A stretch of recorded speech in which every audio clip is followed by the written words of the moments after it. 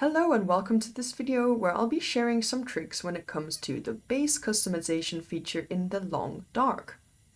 I have played around with this quite a lot myself, as I'm sure many others have. There are a few, let's say, hacky ways that you can do things, for example, to get things to hang on the wall. In this video, I'm going to go through some of the tricks that I'm aware of, that I've tried out, and things I've noticed that work or don't work. I just want to say and add that I'm taking no credit for any of these methods. I just wanted to share the knowledge that I've figured out myself and found, and it's not really a perfect science anyway. So as you can see here, I have a variety of items that I've placed on the wall. And there are different ways of doing this and different items that you can use to achieve this as well. I have noticed that there is a difference between placing interactable items and non-interactable items. Just to be clear, what I mean by interactable items is anything in the game that we can actually pick up and drop ourselves or actually interact with. And by non-interactable items, I mean items that you can now pick up and move due to the base customization, but otherwise would not be interactable in any way. So for example, things like the TVs, the lamps, coffee machines, plant pots, things like that. And interactable items would be, like I said, anything you can have in your inventory pretty much. I think it's a good thing to make this distinction because you can't do the same with both interactable and non-interactable items, at least in my testing and experience. Firstly, I'm going to start off with focusing on interactable items and how you are able to put these or mount these attached to the wall. So for example, you have the broom it or the mop it method. You may have seen this method already before. Basically, what you can do is use a broom. I personally prefer the broom a little bit more just based on the shape of the broom head. But you can use a broom and you can pick up any item. For example, let's get this cured pelt again. It is sometimes a bit fiddly. I'm gonna just note that because it is, definitely is. There we go. And then what we do is pick up broom itself. So as you can see, it's attached to the broom. I can rotate this, for example. Where do I want it? For example, why not? Let's have it sticking up like this, even though it seems very impossible. And then all we do is take back the broom and it stays there.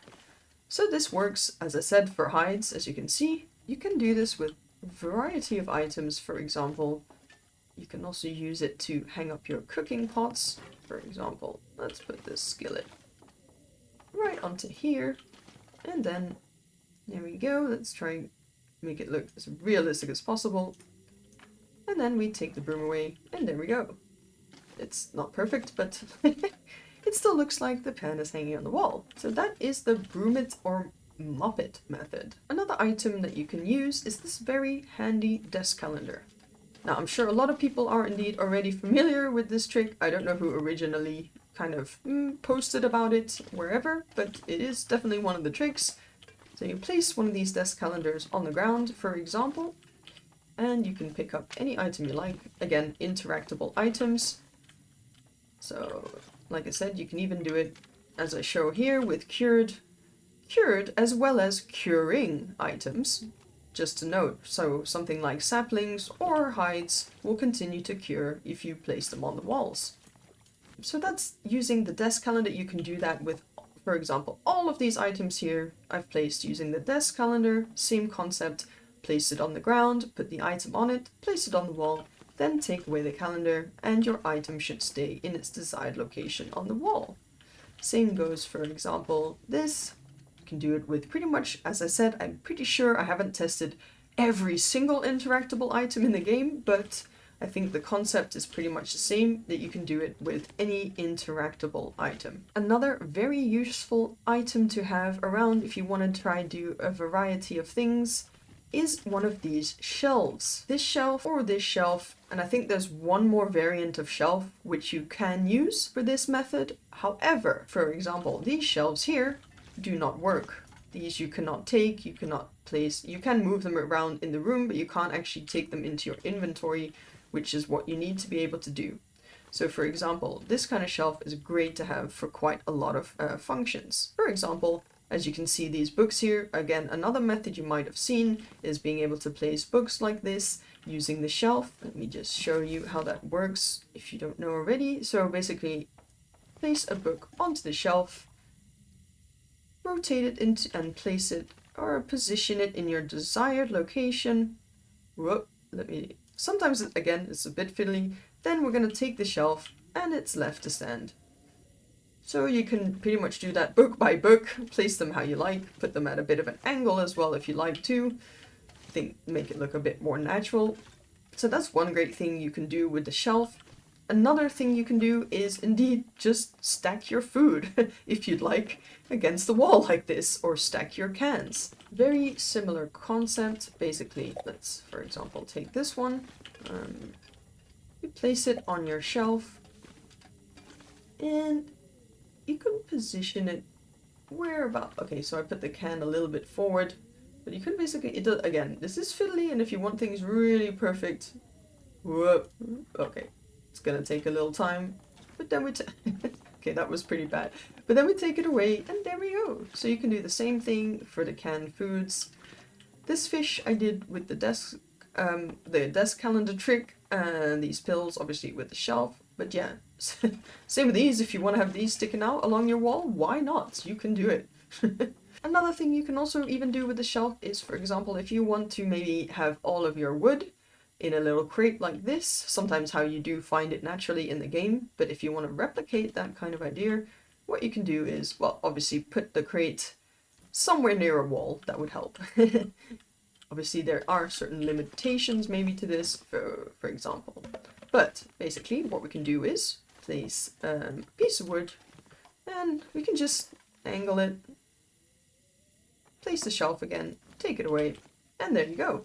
And if you want to get it a bit further away from the wall, for example, like this fire log here, what I did to do that, to create some distance, is either to, of course, use the length or the width, the depth of the shelf. So if I place this fire log on the end over here, for example, obviously it's going to be further away. Now it's a little bit too far, but you see the idea. Or you could also even, for example, use something like the radio. Let's put this here. And then put this on top. Ooh, again, a little glitchy, but then we just take that away and take that away, and there you go. So there's definitely quite a lot you can do with a single shelf. Unfortunately, you used to be able to do the same method and the item would continue to float. At least a while back I was able to do this, however I believe after an update this is not possible anymore, which is why the non-interactable items do tend to, especially the lamp. This lamp's like falling back to the ground, if you get me. For example, this coffee machine over here, I used a metal container, placed it on there and moved the container away, and so far it seems to have stayed floating, even when I've left the building or reloaded the game. However, some items, for example the lamp, will just fall back down to the ground. I'm not sure why some non-interactable items do work and some don't. For example, these two televisions here seem to stay up floating. And you might be wondering, how did I even get these two TVs to stay on the wall, to appear to be mounted to the wall? Well, since the other trick with the shelf does not work anymore. However, there's one item in the game that does still seem to work, and that's the hockey stick. The hockey stick is an item only found in, I believe, 3 places in the Hall of Great Bear, which are in Bleak Inlet in the trailer at the cannery, the island cottage in Forsaken Airfield, and the basement in Sundered Pass. A hockey stick can be used in a bit of a funny way to place non-interactable items, and it is how I've placed these 2 items. Because the hockey stick can only be placed, it doesn't place on the wall, it can only be placed flat on a surface. Keeping that in mind, as you can see, I have these items on a chair right now. But in order to get this one over here, I actually used a table and a chair, and of course then one of these hockey sticks. It's a bit, see, sometimes, I mean in general, it's a bit funny sometimes, like I can place some things half in the wall, half intersected with others. But as you can kind of see here, this is basically the concept. Is what I did was I placed the television onto the hockey stick, So again, can be a very fiddly, and you might want to get the right spot so that it's not kind of crooked. Again, anyway, this can take a bit of time. I might need to adjust exactly where the hockey stick is if you want to get it right up against the wall, etc. It can be a little fiddly to do, but that is the basic concept, is getting the hockey stick in a position or height or place that you want it, and then you can place an item on it. And as you can see, you can kind of place it all along there. So you just have to sometimes be really gentle almost in finding the right spots. Sometimes I take a few minutes just to very carefully see where it appears green, and sometimes you can find some weird stuff with that. Anyway, getting a bit distracted, but basically the hockey stick is great for doing weird things like that. Again, I can't guarantee that every item will stay upright or floating. So basically, you can use the hockey stick along with some other items depending on the location you're trying to get an item sitting and the height and etc. But you can fiddle around a bit and use some other items to help you get the desired location / position that you want to place things. But yeah, the hockey stick works pretty well for that if you want to place something floating. And especially indeed for the non-interactable items. So another thing I've noticed is if you drop items, interactable items, onto a carpet, for example, as I've done here, and again, you may already have found this out, but the carpet, when you move the carpet, it will move all of those items with you. Now, I guess this could be in some ways annoying and in some ways useful. For example, if you don't want to carry around a whole bunch of items that you've dropped and have to pick them up and drop them again, I guess if you put them on a carpet, you can just kind of transport them around.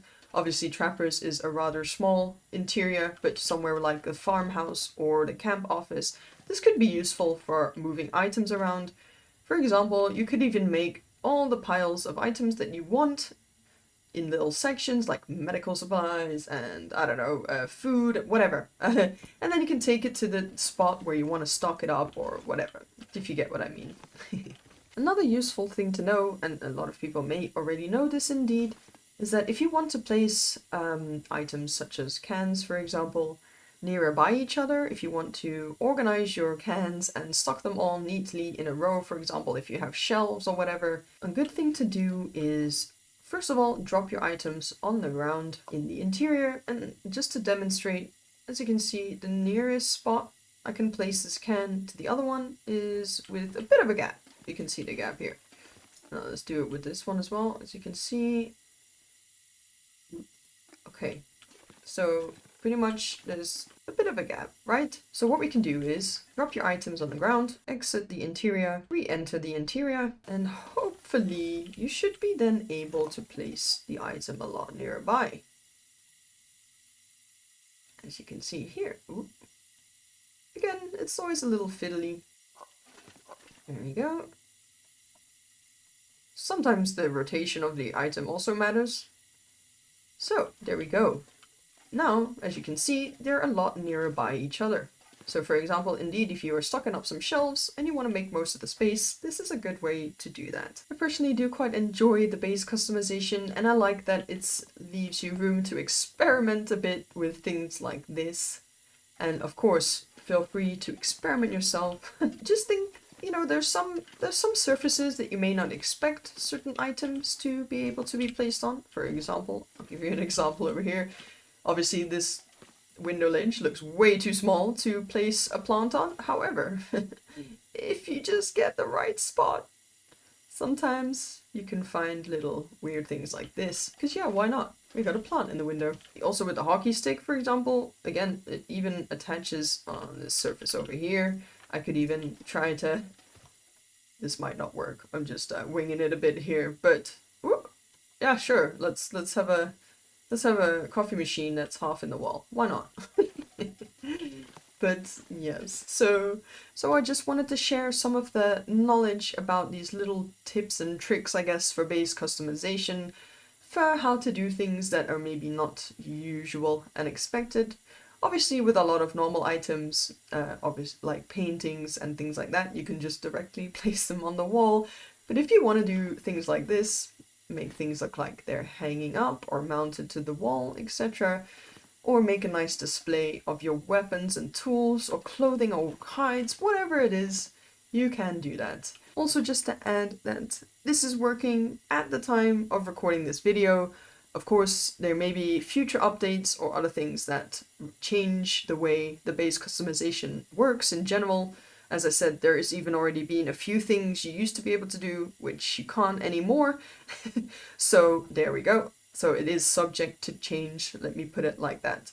But thank you all for watching. I hope these have helped you, and I hope you can make your lovely interior spaces the way you want by using a little bit of help with these tips and tricks. So thank you all for watching, and see you in the next one.